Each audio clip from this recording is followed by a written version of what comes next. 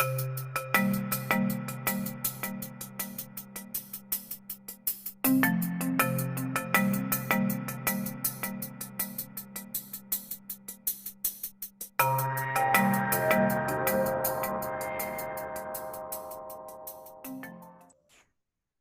I'm Stara Schultz. And I'm Stefan Schultz.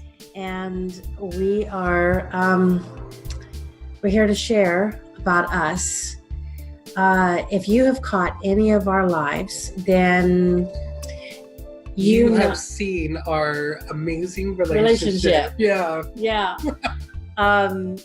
We get along really well, and even when there are moments of ego, we deal with it right then and there. And you guys have seen it. Yeah, we don't run off. It. Yeah. So, but it wasn't always like this. No, it wasn't always like this. No, it was a hard, lonely road for us in the very beginning, and it all starts with her story. You know, those are really good descriptive words, hard and lonely. And why was it hard and lonely? Because we felt like that we had to do it alone. We felt like that we were the only ones going through this. And we didn't have the perspective that we now teach. Mm-mm. So it hasn't always been like this. We live in a beautiful home in a gated community. And we enjoy this flourishing relationship, Stefan and I, and my husband, his dad, in the country club area of Stockton, California. And so, but where did we come from? So do you want to start with yourself, or you want me to start with back in 2009? Back in 2009, because that's where everything started with me as well. So you start out with you, and then you use me last, and then I'll go into my story. Okay. So in all of this, came an awakening for all of us. But it started with the purchasing of property, and it was uncomfortable to do so. But I was unctioned by my guides to support this process. And so now we own 5 properties, which in 2009 began to drop into foreclosure because we had investment loans and we didn't expect the market to drop. So that was the very first part. That kind of led into everything else, which was the dissolving of my marriage, the car accident that Stefan had. My nephew was born with a hole in his heart. My sister was said that she had cancer. So everybody in our house lost our jobs, including myself, because of my car accident. Yeah, there was 5 people working, right? And all 5 of us lost our jobs, so we thought we were going to be homeless in this whole time. And then your dad ended up in the hospital with respiratory failure, and the doctor said later on, after the post appointment, he was this close from dying. This man shows up out of nowhere in the hospital and says, "Hey, can I pray over you? Can I, work some magic with you?" And then he just got better. So we've had all this trauma, but we've had miraculous signs through the whole thing. But here we are, we lost our house, and someone took a chance on us, giving us a very small house for 6 people. We went from 2,100 square feet to 1,000, and that was really something, trying to understand how to live in such close proximities, right? Well, we made it work. And it taught us what was important in life. Family. Yeah, it did. It brought our family back together, but then that was the beginning of my downfall, because it was right after my car accident of breaking both my legs, shattering both legs, literally, being told in the hospital that I would never walk again for 2 weeks straight. Every day the doctor would come in and tell me I would never walk again. And that never put me down. I was so happy. I just, was like, you know what, fuck you, I'm going to walk. And guess what? 4 months later, I was walking. 6 months later, I was working. But that was the beginning of my drug addiction. I got addicted to the Vicodin, Percocet, and Norcos. Got addicted to those 3 pills. And then I got addicted to alcohol, drinking it with the pills. And after that, we moved to another city called Fremont, and that's where I got introduced to methamphetamines, and that became my drug of choice. Quit everything else and stayed on methamphetamines, and I made really a lot of wrong choices. Not only did I steal over $5,000 in cash and items just so I could get my next fix, but I stole their van, my parents' van, for 5 days. And on the 5th day, I ran out of food, money, gas, drugs, and I was stranded in a city called San Jose, and I finally called them up. They came and picked up the car, and I asked if I could come home. They said, yeah, you can come home. You have to find your own way, but you have to pick up your shit and leave. You can't stay. Have you ever seen an animal so scared it was shaking? We've all seen that, right? And it just touches our hearts. Well, when he began to realize that we were going to leave him there, he was literally shaking. And it was just one of the hardest things that I had to go through. And every mile that we drove away, every mile got heavier and heavier. And I sunk into a slight, a temporary depression when I got home. And I was in that for about a week or two when my husband said, honey, life is still moving and you've got to find a way to live it. And so he was right. And so I took the tools I learned from our 2009 experience and applied it here and got myself out of it. And I started my business. At that point, it was an herbal business because I was so fascinated with what Mother Gaia gave to us to heal our bodies. And my husband was diagnosed with end-stage degenerative bone disc disease. It was so bad. The doctor said, all we can do is make him comfortable. I said, seriously? You can't do surgery, nothing. And so my first herbal remedy was to repair that. And within a year of taking these supplements that I created, he was completely restored. So it was beautiful. But then I began to ask, what is beyond that? Okay, so... Well, before you went beyond that, I have to go back to my story. Yes, please. Because I joined you in the herbs, remember? Mm-hmm. So before that, so now you guys got a little preview that I came back, but when they left, going back to when they left, I didn't have any thoughts of resentment.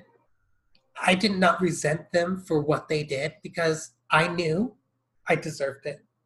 But that was the beginning of me going down the path of getting myself clean. I found a place to live with another druggie, of course.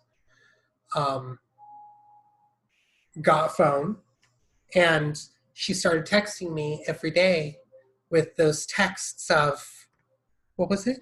What were those texts? Don't do that.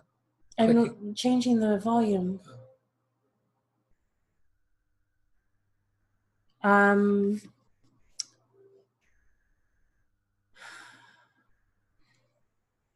The texts were, I'm so proud of the great decisions and choices that you are making for your life. At first, that was kind of annoying, very annoying to me. But soon after, it became my lifeline, something that I was looking forward to, every day. One day that I didn't get it, I was about to cry. And as soon as the tears were welling up in my eyes, I got the text message, And I was really, truly happy.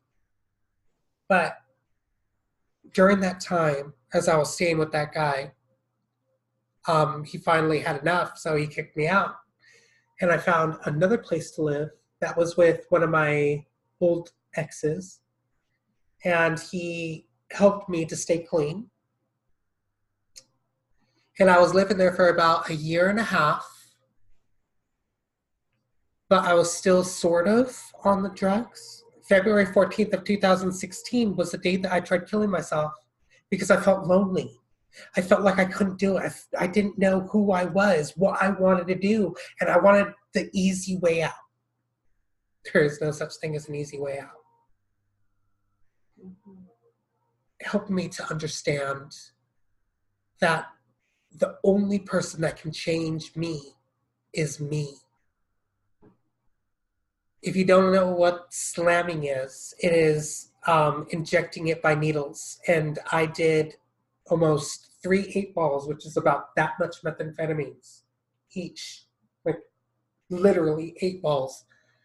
And if I didn't walk the 6 miles that I did, I wouldn't have lived. Thank God I did, because it helped me to detox, helped me to realize this is not the life that I wanted. And after I was clean for about a year and a half, Mom and I were talking even more, and she finally invited me to come back home. Dad wasn't too pleased about that because of how much pain I caused family. Dad was skeptical. Yeah, he was skeptical. A lot of people were, and I was even told by many other people, once a druggie, always a druggie. Don't trust him. But I never gave up. I never gave up, and I saw something bigger and more beautiful in you than the stories and the programming. And after I came back home, I started helping her out with the business of the herbs. It was working for a little bit. It was good. And then you met your, what do you call her? Sage. Her sage that taught her about the Ho'oponopono prayer. No.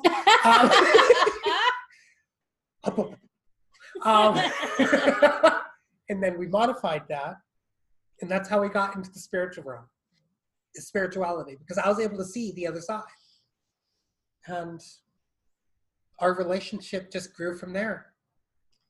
And then it was not too long ago, about 2 months now, I think. My daughter, who is so gifted, oh my goodness, she said, "Mom, do you realize that Stefan totally changed after the car accident?" And I said, "No," because I was dealing with all that my life dissolving and falling apart around me. So no, I was not aware of that. And I said, "Tell me more about that." And I said, "Oh my goodness, you're right. He's a walk-in. The original soul that I birthed in him left, and a new soul came in."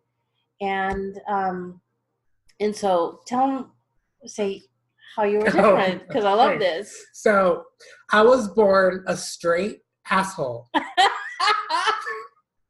I am now, after my car accident, a gay, cuddly, fluffy teddy bear. Right? Fluffy teddy bear. So my personality completely changed from being a straight asshole to a gay, cuddly, funny bear. Oh, yeah. And I didn't realize that either. But this soul that I now have or that I am right now, is part of the Galactian Council that just gets downloaded much information. And that's what we want to do, is to get people, to help people realize that the old shit keeping them stuck, and we want them to go into that new shit, SHIT, to become that superhero in training, because we are the other shit of superheroes identity Identity trainers. trainers. We're the superhero identity trainers. We help you to become that superhero that you are meant to be. We help you to identify who you are. In such an intimate and deep way, like we have. With, I mean, we've walked through the fire. We've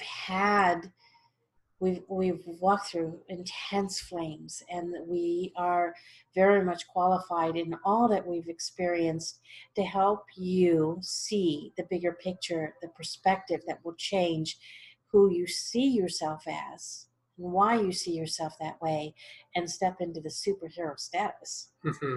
Yeah. We want to help you to find your identity, help you to find your purpose, because we have found ours. We took the long way. We took the hard route. Now we have been writing out cheat codes.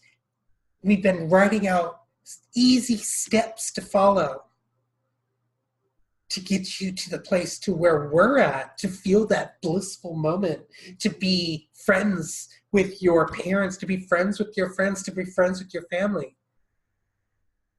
To not be affected by people that come in and then leave your experience. It's life-changing. The people that have come through our programs are so changed, and it's beautiful.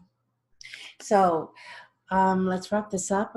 They can, we would love to speak with you more intimately. We would love to work with you if you feel so called to have this superhero and training experience in your life. Yes. And become a superhero in training. So there's one ingredient that I really want you to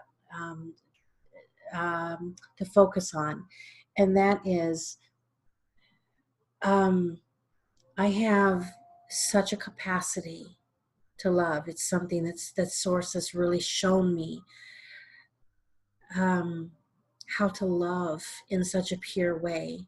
And it was this love that allowed Stefan to really show up for himself. How did you word it earlier in our live? It was beautiful. To be committed. You said committed to myself, committed to who I was.